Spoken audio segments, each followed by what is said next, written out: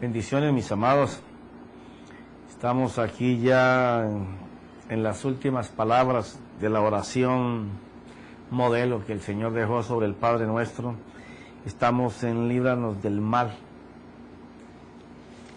Y habíamos tocado ya que antes que no nos metieras en tentación, y ahora sigue líbranos del mal. Y sabemos que lo que hemos tratado por la palabra es que nosotros mismos no nos expongamos a las cosas que tememos o a las cosas que hemos estado haciendo, porque si regresamos a ella, pues vamos a ser vapuleados por ellas mismas. Todo lo que nosotros temamos que va a pasar, eso nos pasa. O todo lo que presentimos que nos va a llegar, nos llega. Pero cuando hablamos de librarnos del mal, estamos ya hablando categóricamente de algo que no estamos esperando, sino que estamos haciendo. Y si nosotros seguimos participando de las cosas que siempre hemos hecho, por ejemplo, si una persona bebe y sigue bebiendo, aunque haya recibido al Señor, él está atado. Si la persona antes hacía droga y llega al Evangelio, pero no le entrega esa área de su vida al Señor y sigue practicando droga, pues Dios no lo puede librar del mal, porque Dios tiene el poder por el sacrificio de nuestro Señor Jesucristo, por la autoridad y la vida en sí que tiene la palabra, que es Espíritu, la capacidad de poder hacer que tiene el Espíritu Santo, siempre y cuando nosotros nos dejemos influenciar por Él, para que Él pueda tratar con las áreas de nuestra vida. Pero no pensemos que nos vamos a librar del mal si todavía continuamos participando de la injusticia y todavía seguimos acomodándonos con las personas que participan en la oscuridad. Si tú piensas que estando en un grupo de personas que practican pecado y tú llegas a ese círculo y tú no llegas como luz, sino que llegas escondiendo la luz, pues ellos van a hacer de ti tinieblas. Eso está como el que está juntándose constantemente con personas derrotistas, pues a lo último, aunque él sea un hombre de éxito, va a terminar siendo arrastrado y encadenado por la gente que ve todas las cosas malas. Yo, por ejemplo, voy a mis exámenes médicos porque creo que el Señor me mantiene con salud, pero tampoco, por ende, si en la compañía tengo un seguro médico, trato de ir 2 o 3 veces al año, hacerme mis chequeos de azúcar, colesterol, triglicéridos, la presión, mirar cómo estoy caminando. Pero si yo me exagero en la manera en que yo me alimento, pues de seguro que voy a regresar nuevamente a tener triglicéridos altos, colesterol alto, presión alta, hasta con diabetes y cantidades de problemas. Entonces tampoco debo de pensar que cuando yo estoy en esos lugares, yo tengo que llegar y hacer de cuenta que tengo tapaoídos. Que cuando el médico me llama, me tiene que llamar por señales. ¿Por qué razón? Porque usted va a un consultorio médico y es una competencia de ver quién tiene más enfermedades. Es increíble. Uno llega y se sienta allí, uno va por un examen de rutina, que es una cuestión de esperar ahí a que toque el turno y luego le sacan la sangre y chao, te vi. Pero uno está allí un momento y si usted está atento se va a dar cuenta que en las salas de espera lo primero que hay es televisión en donde te están tratando de meter por medio de todos tus sentidos novelas o artículos donde se practica violencia de todo tipo, verbal, física, malas palabras. Están las personas hablando de tragedia, solo tragedia, tratando de arreglar el mundo con sus conceptos, y lo próximo que usted escucha es la competencia por enfermedades. Ah, no, es que yo tenía aquí un granito y me hicieron un examen y ya me lo radiaron. Entonces el otro dice, ah, no, a mí me dio una bola aquí en la axila y era un cáncer que tenía en el seno. Y de pronto por hace para alguien y entonces dice, no, pero eso no es nada. Yo estaba lo más de bien y de pronto comencé a sentir unos dolores, operación de próstata.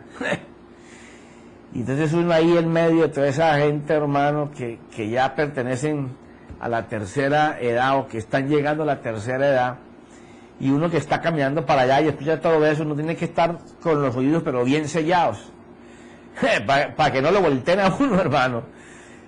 Pero eso no es nada. Ve a los jóvenes arrastrados por esa misma secuela. O sea, lo que yo puedo ver es que si tú permaneces en un círculo de personas que todos estén tirando hacia determinada dirección, tú llegas tratando de que ellos vean la vida diferente, pero si tú no haces porque tu luz brille, ellos te van a oscurecer. Ellos, en vez de que tú los conviertas al evangelio, te van a convertir otra vez a su vida impía. Entonces, el Señor no puede librarte del mal si nosotros seguimos practicando el mal o caminando en medio del mal, ¿cierto? Codiciados por él y deseando hacerlo, porque tarde o temprano vamos a caer.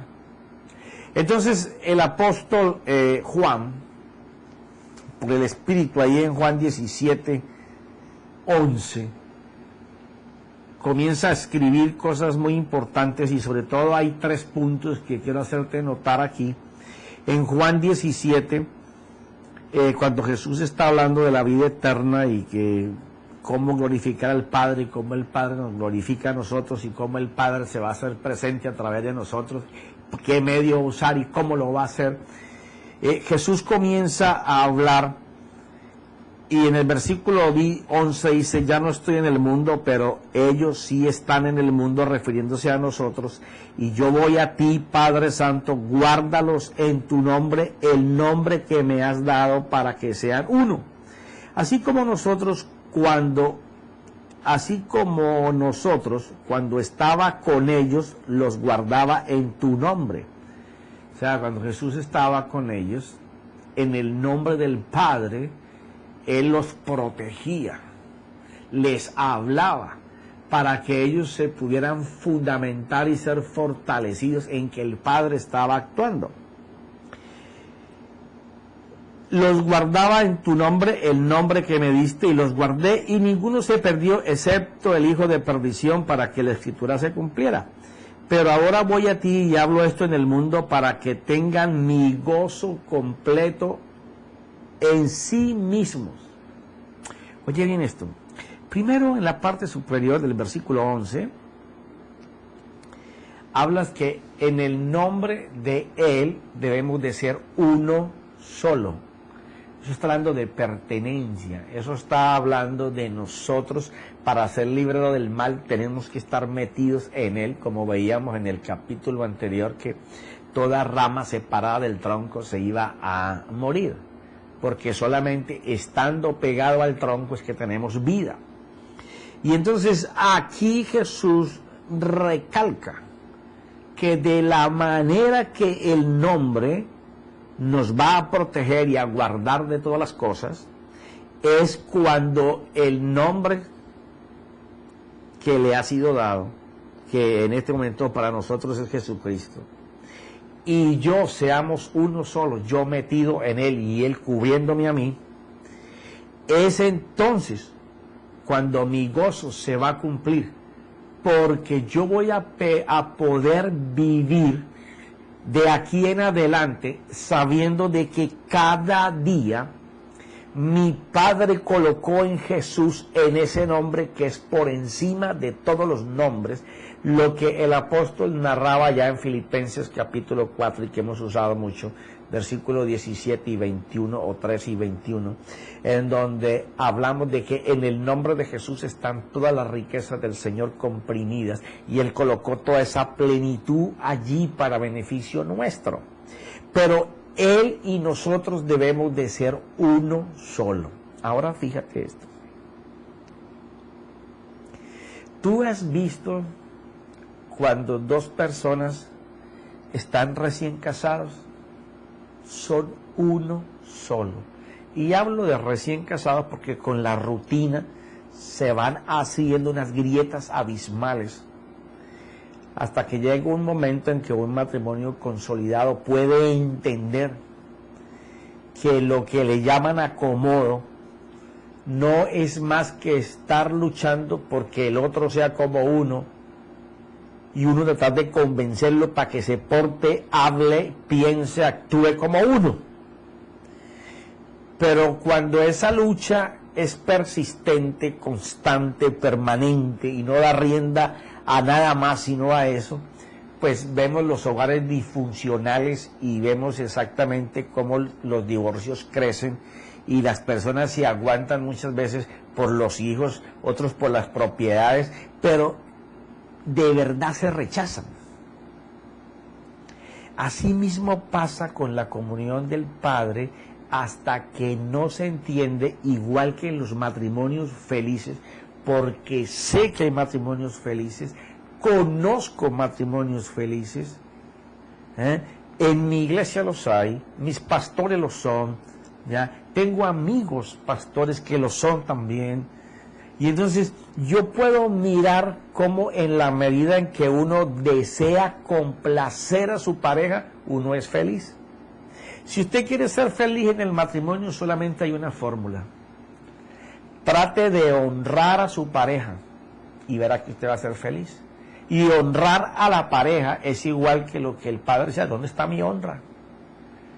Usted honra al padre como hijo y él le honrará a usted como padre que él es.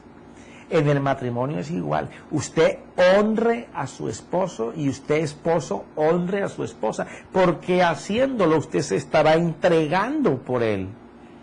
Ya usted no quiere vivir usted en ella, sino que usted quiere vivir para complacerla a ella. Y ella ya no quiere vivir ella vive para complacerlo a usted. Cuando esto sucede en un matrimonio, se juntan, se unen, se funden, se amalgaman, como la amalgama y la calza ahí en la muela que el doctor está trabajando. Se hacen uno solo. De la misma manera es con Dios. Hasta que nosotros no estamos ahí metidos con el Señor, el mal va a seguir teniendo poder y autoridad sobre nosotros. Profeta, pero eso no puede ser porque la sangre de Jesús me cubre. Sí, mi hijito, la sangre del Jesús lo cubre. Y además tengo la palabra más poderosa. Sí, mi hijito. Y el Espíritu Santo está sobre mí. Sí, mi hijito. Y a ver, y cuénteme, mi hijito, ¿por qué tiene tantos problemas entonces? Si la deidad y la plenitud de Dios vive con usted. Ah, porque usted no es uno con Dios. Cuando usted sea uno con Dios, usted puede estar firme.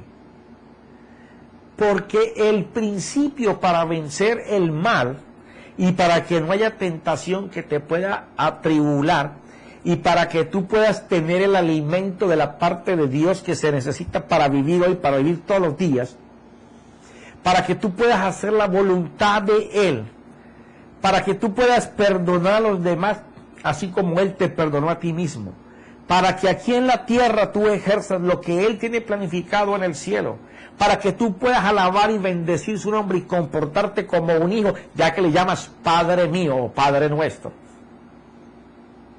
Es necesario que tú seas uno. Profeta, que ¿cómo ha hecho usted para tener 31 y ya arrancar para 32 años de casado? Bueno, conozco gente que tiene 50 y son felices, 60 de casados son felices. Y la pregunta no tiene una sola respuesta. Todo el tiempo que luché porque se hiciera ella lo que yo quería y el tiempo que ella luchó para que yo hiciera lo que ella quería, estábamos como perros y gatos. Pero cuando yo empecé a complacerla a ella y ella empezó a complacerme a mí, inmediatamente todo se acabó. Así funciona. No es quien gana la pelea el que más grite. No, es quien domine en medio de la pelea con la sabiduría de Dios. Ese es el que va a ganar. Ganar no es el que le demuestra al otro que él tiene la autoridad porque pega, porque castiga, o porque grita, o porque humilla, o porque presiona, o porque manipula. No. Es el que puede hacer que su pareja se someta a él voluntariamente porque se siente protegido, cuidado. Así mismo es con Dios.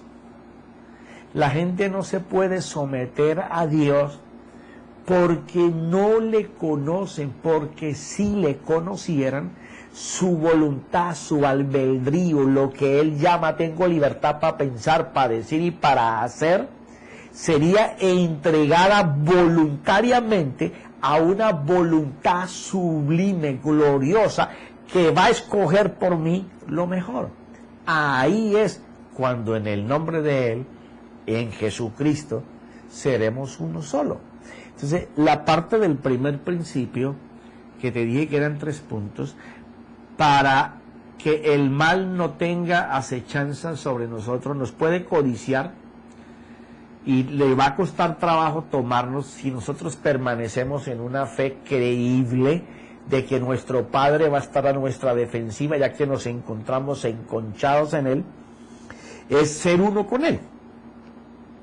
Y en el versículo número 15 dice Él, no te ruego que los saques del mundo, sino que los guardes de él maligno, o sea, que los protejas. Ahora, si el punto número 1 es que yo sea uno solo con Dios, y el punto número 2, Jesús está diciendo, mira, yo reconozco, Señor, que tú no los puedes quitar del mundo, porque ellos están viviendo aquí en el mundo. Ellos necesitan manifestar nuestro reino aquí en la tierra. No los podemos quitar del mundo. O sea, ellos van a tener sus problemas, sus aflicciones, sus dificultades, sus pasiones, sus tentaciones. Los van a estar asediando. Pero mira, Padre, yo entiendo eso. Entiendo que ellos van a tener que soportar por en medio de la fe el zarandeo que el mundo les va a dar. Pero ¿sabes qué, Padre? Yo no te pido que los quites para que ellos no pasen por esas pruebas, sino que tú los protejas en medio de las pruebas. Ahí es donde corre parte de la oración modelo. Cuando dice, líbranos del mal. Librarnos del mal es que Él hace un trabajo si yo hago mi parte. El creyente tiene que aprender que hay un trabajo de desgaste espiritual para Dios, y yo le llamo de desgaste porque nos gastamos para otras cosas que no son ni tienen nada que ver con Dios, y las botamos, gastamos el tiempo en ellas, nuestras energías, nuestros pensamientos, nuestro dinero, toda la vida la gastamos. Entonces vamos a invertir eso que estamos malgastando con Él para ser uno. Porque cuando estemos viviendo, Él va a estar pendiente de que a nosotros, aunque nos aflijan cosas y nos lleguen adversidades, Él nos va a proteger, Él nos va a defender de esas acechanzas. Y cuando nuestra fe no tambalee, sino que estemos fuertes, regresaremos, como el Señor le dijo a Pedro, cuando regreses fortalecerás a tus hermanos, porque ya venía con que él había estado en la prueba, la había soportado, porque había sido uno con Dios. Cuando nosotros nacemos de nuevo, porque hay mucha gente que está en las congregaciones, y yo lo digo porque me toca visitar muchas iglesias, en donde la gente, por la manera de hablar y de hacer, yo me doy cuenta de que ellos son hijos de Dios, pero no son nacidos a la vida del reino de Dios, porque son dependientes todavía de lo que los domina, llenos de miedos y de temores, porque no saben, por cuanto no son uno con Dios. Dios los quiere proteger, librar del sistema del mundo, pero su mente todavía está atada pensando al sistema en el que siempre ha vivido. Por eso la recomendación del apóstol Pablo, mira, no puedo pasar inadvertido este principio. Estamos en el punto número 2. El punto número 1 era ser uno con Dios, y el punto número 2 era que Dios nos iba a guardar en este mundo, pero es necesario que nosotros podamos, al ser uno, obedecerlo a Él para que en este mundo Él nos pueda guardar. Pero mire lo que dice Romanos, esto es tremendo. Lo he leído varias veces en diferentes estudios, pero hoy te voy a soltar una chispita de algo que está ahí. ¿Cómo nosotros vamos a poder ser guardados en el sistema de este mundo en el que el Señor Jesús dijo, no te pido que los saques, sino que los protejas y los cuides en ese mundo? Y ya hablamos que el primer paso era ser uno con Dios. Mira lo que dice el Espíritu por la pluma del apóstol Pablo aquí en Romanos. Romanos 12:1. Por consiguiente, hermanos, os ruego por las misericordias, muchas misericordias, no una, muchas, de Dios, que presentéis vuestros cuerpos, varios cuerpos, como sacrificio vivo y santo, aceptable a Dios, que es vuestro culto racional. Y cuando ya él me está hablando de que mi cuerpo, el culto racional, con lo que yo razono, tiene adentro varios cuerpos que se tienen que sujetar a hacer un sacrificio para el Señor, no solamente está hablando de mis sentidos y mis emociones, porque ellos son los que van a ser afectados por las percepciones de lo que yo reciba afuera. Pero lo que está hablando aquí, al hablar del culto racional, me tengo que ir a lo que tanto el apóstol narró en esta carta de Romanos, que es al ser interior que domina el pensamiento del hombre, que no es más que su intelecto, los afectos y la voluntad. El centro motriz de la racionalidad del hombre está compuesto en su ser interior por el intelecto, los afectos y la voluntad. Profeta, ¿qué quiere decir eso? Para poder comparar con que si soy uno con el Señor, Él no me va a sacar de la vida en que yo llevo, y hago ahí un paréntesis, no de la vida que yo llevo mal, sino de la vida que tengo que vivir confiando en que Él me ha preparado un camino, pero que en ese camino yo voy a tener dificultades, problemas, aflicciones, enfermedades, derrotas posiblemente parciales, pero que yo tengo la confianza de que por cuanto soy uno con Él, Él va a cuidarme y a protegerme y me va a restaurar, me va a restituir lo que me puedan quitar y me va a sanar si me tengo que enfermar. Y si caigo en desgracia, Él me va a levantar, me va a hacer prosperar. ¿Por qué? Porque he confiado en Él, pero para eso tengo que hacerle un culto a Dios con mi razón. Y la razón es lo que hace el ser interior usando el intelecto, los afectos y la voluntad. Entonces, al profundizarte un poco en esto, ya esto te he hablado en capítulos anteriores, no debe de ser nuevo, pero el intelecto es aquello que nosotros formamos a través de conocimientos que nacen primero con pensamientos. Los pensamientos generan ideas, estas ideas van a generar conceptos, y estos conceptos, una vez definidos, forman principios. Si los principios que gobiernan tu vida son los que siempre has vivido, pues tú no eres uno con Dios. Si los principios por los cuales estás viviendo hoy y que han alterado tu conducta para bien, tu manera de hablar y de pensar, son los de Dios, pues tu intelecto ya está haciendo un culto racional a Dios. Ahora, hay cosas que afectan nuestros principios, que son los afectos. ¿Por qué?